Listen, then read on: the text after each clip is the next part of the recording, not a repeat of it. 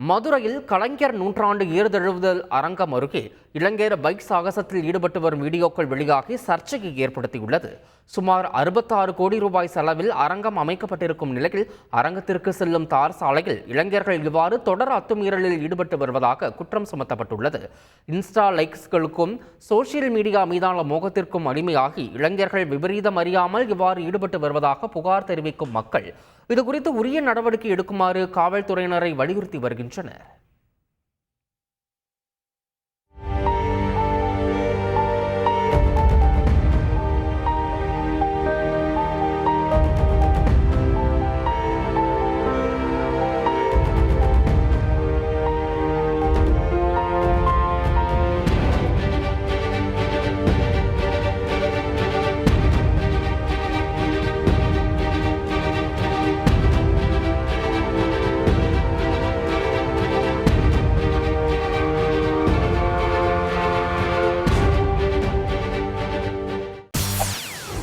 செய்திகளை உடனுக்குடன் தெரிந்து கொள்ள உடனே சப்ஸ்கிரைப் பண்ணுங்க.